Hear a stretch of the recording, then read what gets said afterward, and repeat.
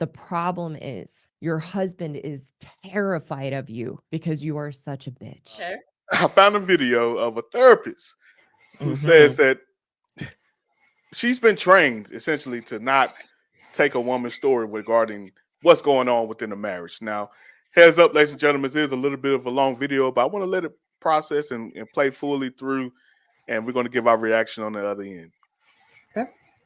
I have been trained, very strongly trained by my mentor to never believe a woman's story in her marriage. I cannot tell you the amount of times that I have got into a woman's story because we are so convincing. We are so manipulative. We know how to dramatize and exaggerate the circumstances and experiences in the marriage to suck someone in, to feel sorry for us, to validate us in our victim story, and have even really no awareness to question that story from a woman and try to understand, well, what would the husband say, or what's his experience, though, what's his side of the story. And we bring that into therapy. So like I said, I can't tell you how many times over 10 years that I got sucked into a woman's story, and my mentor had to help me break through my cognitive dissonance and get back to the fundamental truth that I know. I've gotten so much better. It's very rare that that happens now, but it can still happen because we are so convincing. It's just like, it would almost be blasphemy to not believe some of the things a woman says. And oh my gosh, I'm so sorry. That's terrible. Maybe he's not a good man. We are so convincing. And I've also had the pleasure over the years where I've worked with a woman. She has a strong story of her husband and how he can be aggressive or controlling and a narcissist. And she paints this story.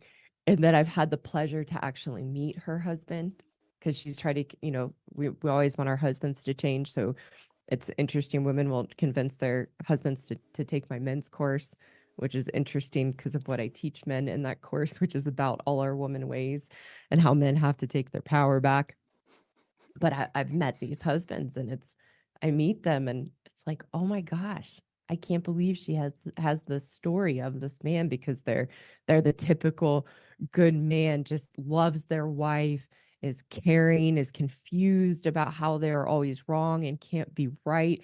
And when I meet the husband, it doesn't add up at all with the woman's story of him. So therapists are not trained to break through the stories of a woman. And because they're already biased, they already have that gender bias to believe and take on the perceptions of the woman and have that prejudice towards men, they get sucked in. And here's the thing, is that the very same tactics we use as women in a marriage to manipulate our husbands and brainwash them to believe they are the problem are the same manipulative tactics that we use to draw a therapist into our story and get the therapist on our side. We're using the same tactics, and then the therapist gets brainwashed into believing the man is the problem. I've had several female clients over the years who very quickly trusted me because I didn't buy into their stories, and I called them out on it. I have one client in particular, I will never forget my first conversation with her. She reached out to me. She had this big story about her husband. He never pays me any attention. He doesn't validate me. He doesn't even compliment me ever. He never even says I love you. And she had this whole story, but she was also sharing, but I know I have these behaviors and this is how I show up. And this is a very high-powered woman with a very successful business. And she gets done telling her story. And I knew I had to be totally direct with her to gain her trust, to gain her respect. And I told her point blank, the problem is your husband is terrified of you because you are such, pardon my language, because you are such a bitch. And I didn't mean it mean, and I didn't mean it judgmentally. I was just telling it to her straight, and also knowing the own experience of myself as a woman and the women that I had worked with.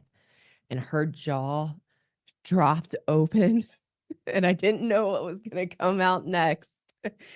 But she just looked at me and she said, "Thank you. You're 100% correct." She said, "I've never, ever had a therapist ever be direct with me and has always let me manipulate them. You're the first person who's called me out." So we have to be called out, women, and we have to see what's really going on. And if a couples counselor isn't going to do that, because they're already trained to believe our story.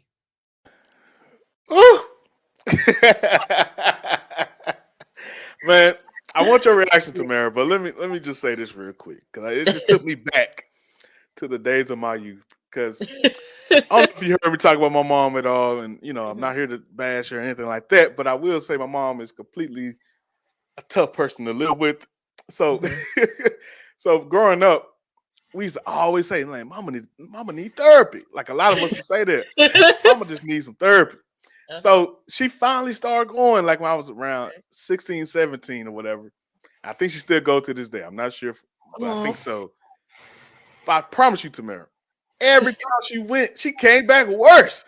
Like, she came back every single time with instructions from the therapist on how we need to get better. Like the things we need to do. I'm like, what is going on? Like, I'd be so confused. But now, hearing this lady, hearing this therapist, it all makes sense.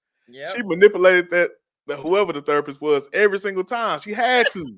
Because ain't no way the therapist can sit there and and not see this lady crazy and not know that we being tortured. So I got firsthand experience that this is true.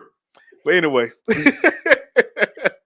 I want to get your reaction. Getting worse. Yes, every single time. Like, how she come back with more power? I mean, it's just like she got charged up. And like she got charged up. Yeah, I'm like that. She doubled down on it, all this stuff. Man. I'm like, what's going on?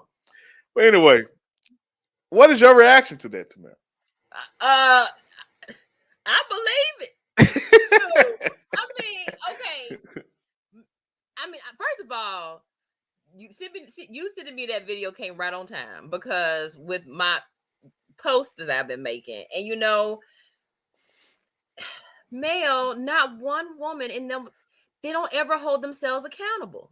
I mean, everyone that talks about their failed relationships or issues in their relationships, the woman never admits her fault. She never says anything that she did wrong. Okay, even if the man cheated, you didn't do nothing. Like you was a perfect little angel the entire time. Like, I'm not saying, to excuse cheating. That's not what I'm saying. But let's get in the habit of admitting when we mess up, period. And I think that's the problem. And she's right. Like, even in my comments, women give emotional responses. They're adding all of this extra fluff, to explaining why they make the decisions that they make and why they're doing the things that they're doing. And then you're like, oh my God, oh, you poor. And it's really just a bunch of madness. And, just to make herself feel validated for making a decision that was really all about her and acting like she's just a victim. And I'm like, women have, Lord forgive me, because I already made a video about this. Okay. And I know we talk about Karens. Okay. But I just think the victim mentality is just rampant in women. I mean, it's not really a race thing. It's just in us, we have the ability to play victim. And it doesn't matter if you're black, you're white, you're Asian, Hispanic. It don't matter. We have the capacity to do that, and we do that, and women are very good manipulators and finessers, and we'll use that to our advantage, but we won't admit that we're doing it. So, like she holds a lot of weight, and And that's why it's like you even got to be careful with therapists, because if you're going to a therapist and you're not really seeing any improvement, and then how can a therapist make that assessment and she hasn't even met the husband? What's his story? When you every woman that complained about her man, I want to talk to your ex. I want to know what happened, what he experienced. Not to say your experience is not true, but I want to hear what he said. I want to know what happened. What's his view or whatever? How can you do better or whatever? So again, women are very good manipulators, and I'll admit that they're very good at playing victim. Yeah. I don't mean to make this an echo chamber, but amen. uh, I would have to agree wholeheartedly. Now, I want to play devil's advocate here, Okay. because I like to be fair. Okay. There's someone in the comment section or someone thinking that's watching this right now. Hey, Tamara, you're a woman too. Mm-hmm. Does this mean that this is true for you? Oh, yeah. Well, no, I think I've had to grow. Like, where I'm at now in life, I wasn't always here. Now, I'm not saying that, I was just out here manipulating men. No, I've always had good intentions. I've always moved typically with good intentions. But I'm not going to sit here and act like, I probably even do it with my husband, but that's my husband, like your wife, she know how to finesse you to a certain degree, 100%. But I think there's a difference between toxic finessing, meaning like, you're only doing it just to get and you're not giving. So yeah, I think it is a capability that women naturally come with, but I think it's all about how you use it. And I do think it's a useful tool at times, in the appropriate setting. But like, even, like I said, I probably tend to use it on my husband. I'm not gonna lie, but it's normally because I reciprocate what he gives me. And it's not like pulling teeth when I do it. So you know what I'm saying? Like, even though I wouldn't even call it finessing. I just feel like, he naturally kind of brings out that what you want to call that femininity, that, when our voice get like, babe, can you babe,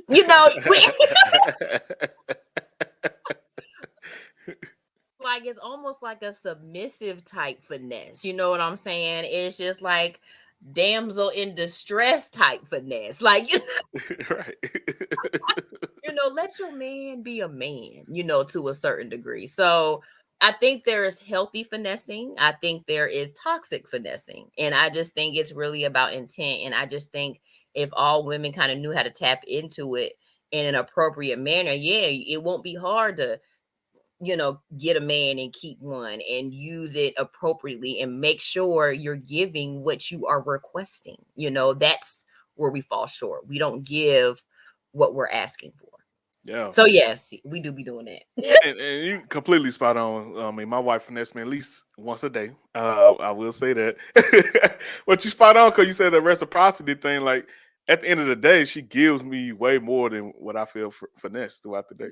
You don't feel used, right? Yeah, 100%. You don't feel used, and it almost kind of, I feel like y'all almost kind of get a rise a little bit when we do that. It just 100%. and I mean, like, y'all like to feel needed. Y'all like to, I think to a certain degree, y'all find comfort in knowing that we can come to you and, make certain requests and ask for certain things. So, and like I said, it goes both ways. A woman should never make you feel like she's just using you. You should never feel like a tool. And I think that's how women have now gotten to a point with men. They only look at them as a resource and not, them as a human being. And that's the disconnect. So yeah. Whew. That's some good stuff right there. I want to ask you this. What do you believe it does for a woman to be believed by a therapist, or to be believed by someone when that particular woman knows that she's lying? What do you think it does for her? Validation. Women need validation. They need to feel validated that what they did was correct. Because I feel like a lot of times they're insecure about with their decisions, and their insecurity shows when somebody tries to throw a different perspective, or makes them kind of reassess the choice they made. So yeah, I just think it just depends on their ability to women have a hard time comprehending male. So I don't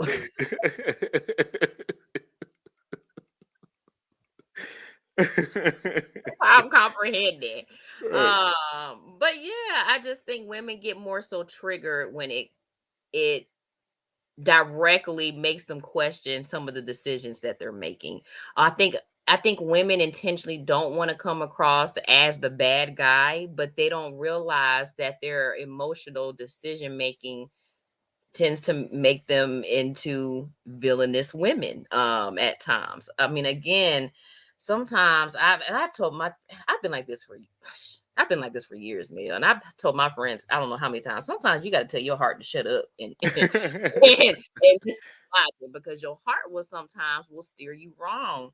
Um, I think emotions balance out at times, like I said, your thoughts, but logic has to be over your emotions sometimes in certain decisions, and women don't know how to do that. They think their emotional decision making is them thinking logically, and it's Yeah. not. But women don't like anything that directly challenges their thought process.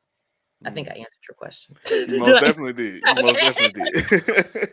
And you're spot on regarding the heart issue, because I've heard someone say before, you don't follow your heart, you lead your heart. You Correct. know, and more often than not, love is more of a logical decision. You know, people try Yes. to make it straight emotions, but you know, you pick and choose who you love. People say you can't help who you fall in love with. Okay, how many people in your inbox right now that you just giving a shot? Go ahead. You picking. That's what you choosing. Let's You be honest. choosing. You choosing. And that's what kills when people talking about you judging, you judging. Well, don't you judge when you pick a partner? Like, what is the difference? We all judge. This is how Right. this judging is a protection mechanism to a certain degree, and a lot Absolutely. of y'all suck at it. I mean, you suck at it. I mean, and that's just to be frank. And judging is a part of life. Judging is how you decipher how to move in certain situations, what people to deal with, what businesses to work with. You're judging that is a tool that you exercise all the time. All the time. You're always judging something. And I think to tell people that you shouldn't be judging. No, I'm doing what I'm supposed to be doing. Yeah. And you need to be probably doing more of what I'm doing. So again, um, I just think, yeah, people just are so concerned about being ashamed. Well, stop making shameful decisions. Hmm. Stop making shameful decisions if you don't want to be ashamed. And Wow. I feel like, why is it so hard to do what's do what is morally right? I just think I've been through so many decisions that have impacted me emotionally that I've had to learn to tell my heart to shut up when I think it was probably at its lowest point, a couple times. And I think as a woman trying to work through that, I can see why it's difficult. I've dealt with heartbreak. I've dealt with, traumatic experiences that really put me at my lowest. And yeah, I can say as a woman, you want to act on impulse. You want to act off those emotions because they come full force. So having the ability to mentally control that, it's difficult at times, and that it takes practice. It definitely takes practice. So I can't say that I've always been this level-headed Tamara. I'm gonna tell you, I used to be a hothead male. My husband could tell you I used to be terrible. And that's just real. I wouldn't say I was out here bashing men, but I wasn't the most healthy. I wasn't the most healed. I didn't treat him the best, at times. And that's just real. And it took his patience to Hmm. kind of like, okay, okay, let me calm, let me simmer down, and so again, and that's why I'm like, women don't be finding the right guy, because the right guy will just bring you from here to like, hey, okay, and women don't like to feel like they are the one that has to change, or they don't want to feel like they man is, I don't want to say better than them, but much more mature, Yeah. Than women have a problem with feeling like their man is more mature than them. They're always going to make it seem like he's childish. When you ever hear a woman say that she's childish, or no, he's childish, or he acting like a little boy, you hear those terms. No, we act like toddlers. So, okay. Well, they'll say it once you're trying to hold them accountable. Once you say, so why'd you do that? Oh, I was young. Okay, but why you have so many? I was just young. Well, you weren't too young to be sitting here just throwing it back like you was. Because when does the age appropriate apply? Okay. I'm trying to figure out, you was too young to make smart decisions, but you wasn't too young to, make very adult decisions. So again, like, women they like to sugarcoat things, and they want to play victim. Like, sis, 20-something, you an adult. I mean, yeah, you allowed to make dumb decisions at times when that's when you're supposed to be making dumb decisions. But don't make decisions that are just going to completely, what's the best way to limit your free will to a certain degree. There are decisions, and we're not going to sit here and act like there's certain decisions that you can make that can impact your free will. And let's just be real. So if you want to be able to move limitlessly and think about, if you think about what you want in life, people don't plan anything. They're just flying by the seat of their pants. And when you're flying by the seat of your pants and you're not planning anything and you're moving recklessly, you're going to mess up your life. And I'm not going to sit here. You got to kind of be strategic in your 20s to a certain degree. You're learning, but I need you to be strategic. But women are terrible, Mel. I'm not going to lie. We are just absolutely terrible. And I've been knowing this for years. We are terrible. I was terrible. And so that's why, I can, when people like, you shouldn't be judging me. No, yes, I can. Because I used to kind of act like y'all. I used to think like y'all. And I had to get out of that mindset. I used to think that I could fight a man. I learned very quickly that I couldn't. It's just this women empowerment hypes you up so much to think that you can do what a man does. You can fight a man, you can beat him up, and you can no, you can't. So, and women tend to fight with their words. And so that's why, you'll hear men say that women can get real nasty because we can't physically beat y'all. So the only way that we can really knock y'all down is by saying some slick stuff. And typically it works. I mean, like, married men, it's like, I feel like, well, men in general that are in relationships, no, I don't feel like any woman can do that, but your woman can. Mm-hmm. Your woman can say that one thing that would just set you off, okay? And then that's, again, we fight where we know we can fight. And I think too, the assumption is that men, it's like we know men can't do anything. If we were, women kind of get away with a lot of things, even when they say like men are abusive. Well, sis, we can be abusive too. And you kind of get away with it because, as a man, he's not going to hit you back, to a certain degree. And, men are not going to sit here and run and tell when that, if their woman is being abusive. I said, y'all sit here and quote all these numbers of men abusing women, but men are not running to the police department telling on y'all. You know what I'm saying? Yeah. They're not telling on y'all. So again, when you throw stats at me, and this is why I have a love and hate relationship with stats, because you're always going to find numbers that back up your story. Okay. And I do think, it's only taking a small percentage of the whole. And if you notice in my videos, I hardly ever use statistics because, again, I just have a love-hate relationship with it. Also, I don't really want to talk about topics that cater just to our Black community because I just feel like it's a man and woman problem. I don't want to just limit myself just to the Black community. Yes, I love my people, but I want to be able to provide messages that can apply to if you're a man or a woman. Okay, that's what I care about. So again, I think we have a people problem. And I just think we need more. Women are scared. We're scared to speak up. But I'm not going to mail. It took me years to kind of get the nerve to get to this point to talk to women because women are mean. I've even, dealing with like female friendships. Women are mean. I have lost so many friends, over the years because of the way I think. I've been talking like this for years. Maybe not as, way I'm throwing it out there now, but I'll make posts here and there, and my friends were just dropping. They were just dropping. So I knew I thought different. I moved a little bit different, and I know how women are. I know how women are, and a lot of stuff that y'all complain about, I validate because I see it. You know, I'm not gonna lie. I'm not gonna lie. Matter of fact, I don't know if you watched the Club Shay Shay Monique. I watched one clip. I haven't got to the full thing yet. Yeah, I'm halfway through. Okay, you're gonna have to watch that, and we're gonna talk about that too. But because she touches on some points, and I think it would kind of add, because I was like, "Ooh, I'm gonna say this as a clip." Because she's dropping gems too. And and it's really about telling the truth. People don't like telling the truth, and because they have a hard time receiving it or whatever, and people like to make their own truths, is what I've learned. So I think it's just taking me time to get to this point. It's taking me time to build the tough, skin enough to be able to deal with these hyenas that be out here.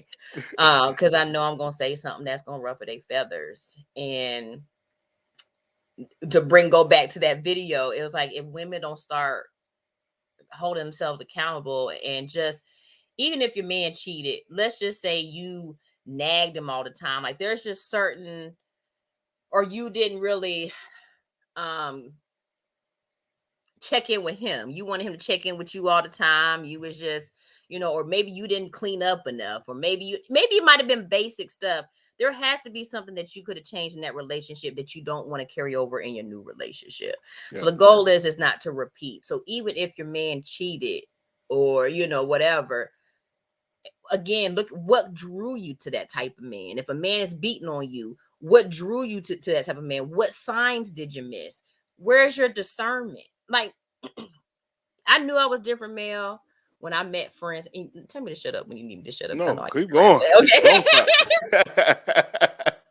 But I knew I was a little different when I would meet some of my female friends, significant others. I remember over the years, like my early 20s, and man, I would look at these men and I would be like, why? Like, he looked like a walking red flag, and you attracted to him. And you really about to do this. And so for women to say that they're missing these signs, Mel, I could just look at their man and tell, like, oh no, I would never. I would never. And so again, either they're ignoring them or that's what you like.